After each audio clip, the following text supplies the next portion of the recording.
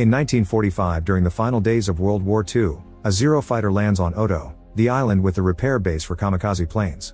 After the mechanics do a thorough inspection, Tachibana tells the pilot Koichi that no issues were found. Koichi immediately gets defensive because it turns out he lied about the malfunction to save his life. As he walks away to avoid Tachibana noticing his nerves, another mechanic tells him that he wishes there were more soldiers like him because the war is pretty much lost already. At that moment Koichi is shocked to see several dead fish in the water. Later that night, a siren stars wailing through the base. Usually it's a warning for air raids, but when the searchlight illuminates the area, they're shocked to see a giant monster called Godzilla coming from the sea. Godzilla immediately brings down a watchtower and causes a fire, so everyone runs to find shelter in a trench. The men may be in the military but they're only mechanics, so Tachibana urges Koichi to use his plane's weapons against Godzilla. Koichi runs to his plane but when he sees Godzilla up close, he freezes in fear. The mechanics panic and open fire on Godzilla themselves, enraging him and causing him to brutally start destroying the trenches and killing people by throwing them away, stepping on them, hitting them with his tail, or even eating them. As the mechanics run around and Godzilla destroys the base, Koichi becomes terrified and runs out of the plane right before Godzilla picks it up too. Then the monster throws the plane and the resulting explosion knocks Koichi out. The next morning, Koichi wakes up to find only one other survivor, Tachibana, who is putting together the bodies for proper burial. Tachibana is furious and yells at Koichi for failing to act. Sometime later, Japan finally surrenders and a ship comes by to pick up all the surviving troops and take them home. Without saying a word, Tachibana gives Koichi the photos he found with the dead men. By December, Koichi returns to his neighborhood in Tokyo and finds it in ruins. His own home is nothing but rubble.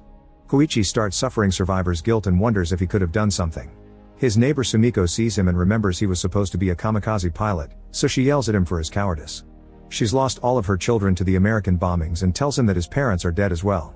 Devastated, Koichi remembers his parents' letters in which they told him to come back alive and wonders what it's truly the right answer to this dilemma. Some days later, Koichi has built a rudimentary shelter from the rubble. While he's visiting the black market, a woman pursued by several men for stealing blankets runs by and leaves a baby in his arms. Koichi considers leaving the baby in the market, but he can't do it and decides to take her with him while searching for the woman. He soon finds her nearby. Her name is Noriko and she's been waiting for him so she could take baby Akiko back. Then Noriko follows Koichi home and asks him to share some food with her and the baby. She explains that she isn't married and the baby isn't even hers, she adopted her from a dying mother during the Tokyo air raids. Like Koichi, her own family is gone. Koichi wants them to leave after dinner, but while they chat they fall asleep and they end up spending the night. The next day, Sumiko scolds Koichi for taking in Noriko and Akiko, saying it's too late to play the hero. However, she changes her mind when she learns Noriko is not the child's mother. She starts helping them take care of Akiko and even gives them a bag of rice so the baby can properly be fed. In March 1946, Koichi returns home and announces he's found a well-paying job detonating unexploded mines in the waters around Japan. Noriko thinks it's too dangerous but Koichi points out this is the only way to avoid starving to death. He also explains the boats are supposed to be specially made to evade mines. However, when he makes it to the dock, Koichi is shocked to discover he'll be serving on the Shinseemaru, a small wooden boat. Former Navy scientist Kenji explains that they use wood to ward off American magnetic mines. He also meets Captain Seiji and Shiro, who is too young to have served in the war. As they head out on the water, Seiji explains their work. A cable suspended between Shinseemaru and another boat called Keishimaru allows them to clip mine wires and bring them to the surface, where they can be exploded from a distance with machine gun fire. Koichi tries the machine gun and proves to be an excellent marksman, thanks to his pilot experience, so that becomes his job in the boat. Shiro wishes war has lasted longer so he could fight too, and Koichi immediately scolds him for such a horrible thought. That night, Koichi is sleeping when suddenly he hears screaming. He comes out and sees the mechanics from the island being stepped on by Godzilla again, but at that moment he wakes up and realizes it was a nightmare. The survivor's guilt takes over again and he clings to Noriko as he wonders if he's actually dead and everything that happened since the island has been a dream. Scared, Noriko pushes him off and Koiko has a breakdown as he stares at the pictures of the dead mechanics and their families. In July 1946, an American nuclear test at Bikini Atoll causes a huge explosion in the sea as part of Operation Crossroads. Godzilla is underwater when it happens and causes him to mutate. Meanwhile, things are improving for Koichi. He continues to work with the minesweeping team while Noriko raises Akiko at home. Koichi is soon able to afford a motorcycle and major renovations to their house, and all the neighbors are rebuilding as well, slowly making a proper neighborhood out of the area again. One night when Koichi's crewmates visit for dinner, Kenji takes some nice pictures of everyone. The men assume Noriko is Koichi's wife and are surprised to learn of their living arrangement. When Akiko calls Koichi her father, he tells her not to do that, which worries the others even more. They encourage him to accept that he's found a family, but Koichi sticks to his denial. In March 1947, Noriko takes a desk job in Ginza, a prospering district in Tokyo. She explains to Koichi that she wants to be able to support herself and to be out of his way so he can find a wife. She also shares that Sumiko has already gladly offered to take care of Akiko while they're both at work. Meanwhile, the US government is hiding the fact that several of their military vessels have been destroyed by an unknown enemy. There are pictures of a strange object in the water, confirming it was Godzilla. Whenever a ship is destroyed, radioactive signals are picked up. Radars start tracking Godzilla's route and confirm he'll be reaching Japan in a few weeks. However, the US refuses to intervene because it could damage relations with the Soviet Union. By May 1947, the Shinsei Maru and Keishin Maru are sent on a special mission to the Ogasawara Islands and find a massive American ship that has been absolutely destroyed. As the crew discusses what could have caused such damage, Koichi sees dead fish in the water and tells the others about Godzilla. Shiro is horrified that the Japanese government expects them to fight Godzilla in their tiny boats, but Kenji explains that their job is simply to delay his advance until a cruiser arrives. Their orders say they must use the mines they recover as weapons and keep the mission secret. After they collect 2 mines, Koichi notices there are way more dead fish than last time and rings the alarm. He asks Seiji to send the boats back because they can't fight like this, but Seiji is determined not to let Tokyo be destroyed again. At that moment, Godzilla surges out of the water and brings down Keishin Maru in an instant, so a terrified Seiji changes his mind. The Shinsei Maru sails away as fast as possible and Godzilla chases after them, so the crew drop mine in the water. However, the explosion don't even scratch such a monster. Next, Koichi opens fire with a machine gun, but bullets don't do anything either. Since it seems the monster's skin is hard, Kenji gets the idea to attack the mouth instead. They release the second mine but the detonator doesn't work, so Koichi returns to the machine gun and makes the mine explode when it's near Godzilla's face. The blast damages Godzilla's left eye and a large part of his cheek, but it also sends a wave that rocks the boat, hurting Koichi and Shiro. Unfortunately, Godzilla's wounds quickly regenerate and he furiously rises out of the water as he roars, ready for revenge. Suddenly the battle cruiser arrives and shoots at Godzilla, who turns his rage at it, viciously tearing it apart with his claws. The cruiser continues to shoot at the monster, causing him to fall backward into the sea. However, Godzilla starts glowing as he swims underneath the cruiser and destroys it in an instant with an explosive heat ray. Then Godzilla roars and continues to make his way to Tokyo. Sometime later, Koichi wakes up in a hospital and is greeted by his crew. He wants to alert the locals, but Kenji tells him the government is still covering up the story. When he goes home, Noriko is hurt because Koichi won't answer her questions, so he finally gives in and tells her everything, showing her the pictures. Because of his guilt, he thinks he shouldn't have survived, so Noriko assures him that everyone who survived the war was meant to live, which were her parents' final words to her. The next day, the Tokyo Bay defense sees Godzilla incoming and get permission to detonate their mine blockade. However, the explosions have no effect on Godzilla. Soon an evacuation is announced in Ginza and Koichi worries about Noriko when he hears the news on the radio. Soon the monster reaches the town and starts destroying the area, throwing a train car that makes Noriko's train stop on its tracks. Everyone is panicking and running through the streets as Godzilla advances and bites down on the train, causing it to break. Lots of people fall to their deaths and at first Noriko holds on, but as soon as she sees water she jumps to escape. Godzilla continues his vicious rampage, destroying the beloved Nippon Theater and killing several reporters broadcasting from a rooftop. Noriko reaches the street and gets pushed by people, but Koichi arrives just in time to take her away. As everyone runs and more buildings are destroyed, the tanks finally arrive and open fire, but again bullets do nothing. Suddenly Godzilla's fins begin to glow and grow before Godzilla opens his mouth and fires an atomic heat ray that strikes the tanks, causing a nuclear explosion that destroys most of the area. Seeing the shockwave coming, Noriko pushes Koichi out of the way and gets killed instead. Koichi falls to his knees in emotional pain and yells as a black rain starts falling and Godzilla calmly returns to the sea. Afterward, newscasts announce that 30,000 civilians were killed or injured, and 20,000 buildings were destroyed. The area of Godzilla's rampage is cordoned off due to the high radiation levels. Koichi's crew helps him hold a memorial service for Noriko, but Koichi is too depressed to do anything. Akiko soon begins crying as she asks for her mother and Koichi looks at the mechanic's pictures, thinking he's being punished for his cowardice.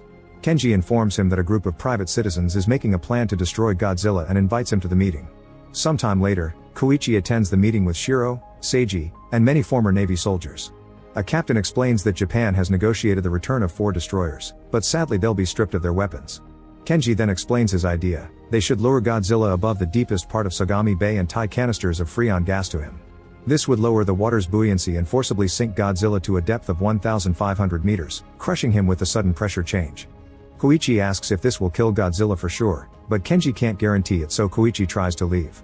However, Kenji reveals he has a backup plan. Giant balloons would be inflated under Godzilla to rapidly bring him to the surface and destroy him via explosive decompression.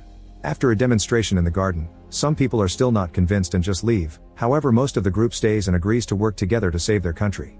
The Shin Maru's crew goes out for drinks and Kenji mentions that Godzilla probably considers Tokyo part of his territory.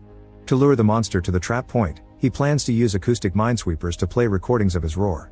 He admits that his plan could fail in many ways, so Koichi offers to help with the luring operation if they can get him a fighter plane. Seiji wonders if Koichi has a death wish and scolds him for not marrying Noriko, pointing out she would have been home as a housewife instead of Ginza where she died. Koichi explains that he wanted to, but his war isn't over. The next day, Kenji invites Koichi to a hangar where he's acquired an anti-bomber fighter. Years in storage have left the plane inoperable and will require a top mechanic to repair it. Koichi wants Tachibana to be that mechanic, but when he checks the records, there's no current address. Desperate to make up for his mistakes, Koichi refuses to accept another mechanic and starts sending letters with a plan in mind. One night, someone attacks Koichi by surprise and knocks him out. Minutes later Koichi wakes up and discovers his attacker was Tachibana, who is furious about the letters. It turns out Koichi wrote to the comrades from Tachibana's postings blaming him for what happened on Oto Island because he knew Tachibana wouldn't respond to begging and would only come if he was angry. At first Tachibana refuses to help, but Koichi changes his mind by revealing his idea. Since the mine did damage Godzilla's face, he wants to fly the plane loaded with explosives right into the monster's mouth. For the next few days, everyone works hard to get everything ready for their attack.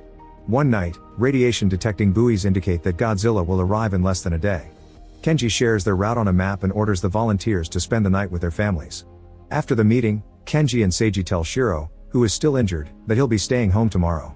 When he protests, Seiji tells him that having never seen combat should be a badge of pride. Meanwhile Tachibana takes a closer look at the cockpit and gets an idea. At home, Akiko gives Koichi a drawing she made of them and Noriko and begins to cry. When the day comes, Koichi leaves a letter next to Akiko while she sleeps before sneaking out. Later Akiko takes the letter to Sumiko, who finds a bunch of money and a note asking her to take care of Akiko. At that moment she also receives a telegram with shocking news. At the hangar, Tachibana explains that he replaced some of the plane's non-essential components with 2 bombs. Sitting in the cockpit, Koichi realizes that part of him wants to live and Tachibana reminds him that the mechanics on Oto Island wanted to live too. Koichi takes out the mechanics' pictures as a reminder of what he must protect. Tachibana then shows him the bomb's safety pin and one extra thing. Soon the buoys detect Godzilla is getting close and the sirens go off in Sagami Bay. Suddenly a ship on fire crashes on the port, indicating that Godzilla reached the shore faster than anticipated. While Koichi puts Noriko's picture in the cockpit and takes off, Godzilla gets to the port, but Kenji orders everyone to still carry on with the plan and puts his hopes on Koichi. As the ships take off too, the plane reaches Godzilla and Koichi opens fire to keep him distracted as he pulls off some crazy moves to avoid getting hit. Godzilla falls for the bait and follows the plane into the sea, where 2 unmanned ships are waiting. Godzilla shoots them with his atomic breath, which hurts his own body as well and sends a wave that shakes the manned ships. It'll take a few minutes for him to regenerate, so the team can carry on the plan. 2 destroyers encircle Godzilla and tie a cable attached to gas canisters around him while Koichi continues to distract him. The ships scrape against each other as they complete the circle, but nobody gets hurt. As Godzilla prepares to fire again, the canisters are busted, forcibly pulling him underwater. Once he passes the target depth, Godzilla freezes in place and stops charging his atomic breath, but sadly he's still alive. Kenji then has the balloons inflated under Godzilla to bring him back to the surface, however Godzilla quickly destroys them to stop them. The ships try pulling him the rest of the way themselves but the monster's weight is too great and one of the cranes collapses. At that moment a fleet of tugboats led by Shiro arrives to help. Everybody pulls together and soon Godzilla reappears, looking heavily wounded because of the decompression yet still alive. Godzilla starts charging again and the team thinks it's finally over. Suddenly Koichi's plane flies right into Godzilla's mouth and detonates the explosives, finally bringing Godzilla down. After a second of silence, the team sees Koichi falling with a parachute. It turns out Tachibana asked him to live and the extra thing had been an ejector. Once the smoke clears, they see that the top of Godzilla's head has been destroyed and the atomic causes the rest of his body to crumble. Every person on the ship salutes as the war finally ends. When they return to the shore, the locals receive them with gratitude and excitement, and Sumiko rushes to show Koichi the telegram. Moments later, Koichi and Akiko rush to a hospital and find Noriko is injured but still alive. She asks Koichi if his war is finally and he embraces her in tears, not noticing a pattern resembling Godzilla's dorsal fins on her neck. Meanwhile in the bottom of the sea, a piece of Godzilla's flesh begins to regenerate.